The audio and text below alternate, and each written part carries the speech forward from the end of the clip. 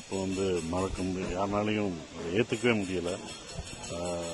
எல்லாருக்கும், எங்களுக்கு மட்டும் இல்லை, மக்கள், தமிழ்நாட்டு மக்கள் எல்லாருமே அதை நீங்கள் பார்த்துருப்பீங்க. அவ்வளோ தூரம் இது பண்ணியிருப்பாங்க. எனக்கு அவர் ரொம்ப ரொம்ப இன்ஸ்பயர் ஆனது, ரொம்ப இது பண்ணது வந்து, நான் சினிமாவுக்கு வந்த பிறகு ராவுத்தர் ஃபிலிம்ஸ்லாம் நான் போனதில்லை. ராவுத்தர் ஃபிலிம்ஸில் சாப்பாடு கொடுப்பாரு.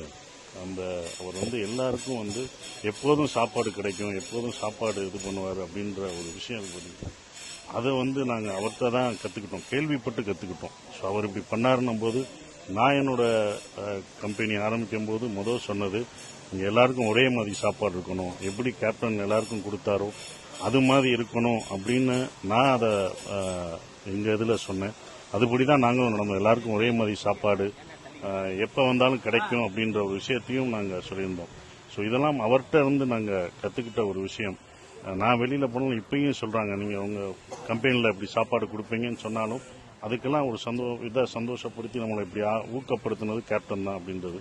அவருடைய இழப்பு வந்து இது பண்ண முடியாது. அவர் இருந்திருந்தார்னா இன்னைக்கு ஒரு முதலமைச்சராக இருக்கலாம், ஒரு பெரிய தலைவராக இருந்திருப்பார்.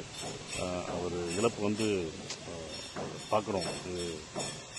எம்ஜிஆர் அவர்கள் எப்படி இறங்கும்போது எவ்வளோ ஒரு கூட்டம் எப்படி இருந்ததோ அதே மாதிரி தான் கேப்டன் அவர்களுக்கு இருக்குது. இன்னும் நிறைய பேர் வந்து பார்த்துக்கிட்டு இருக்காங்க, அவருடைய சமாதிகளுக்கு வந்து பார்த்துட்டு இருக்காங்க.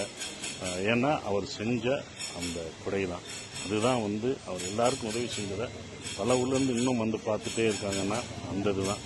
ஸோ அது எங்களுக்கும் அவருடைய இழப்பு பெரிய இழப்பாக பேர் தான் வைக்கணும். ஏன்னா நடிகர் சங்கம் கடனில் இருக்கும்போது அவர் தான், அப்போ நாங்கள் இல்லை, ஆனால் அதுக்கு நாங்கள் கேள்விப்பட்ட ஒரு விஷயம்தான்.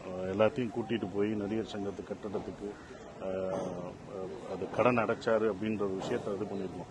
இப்போ நாங்கள்லாம் நடிகர் சங்கத்தில் இருக்கோம்னா அது வந்து அவர் என்ன பண்ணணும்னா அவரோட இதுதான் கடன் அடைச்சணும். ஸோ அவர் பேர் வைக்கிறதுல யாருமே அதை வந்து நிராகரிக்க முடியாதுன்னு யாரும் சொல்ல முடியாது. அது கண்டிப்பாக வச்சு தான் ஆகணும்னு நான் நினைக்கிறேன். ஸோ அதனால் அவங்க வைப்பாங்க, தலைவர்லாம் சேர்ந்து முடிவு எடுப்பாங்க. சில முன்னணி நடிகர்கள் இதுவரைக்கும் பார்த்து வருவாங்க, நீ வருவாங்க. அது யாரையும் நம்ம வந்து இதை வந்து சொல்ல முடியாது, வரணும் என்ன சூழல் இதெல்லாம் சொல்ல முடியாது. ஸோ அவங்க வருவாங்க, நீங்கள் வந்து இப்போ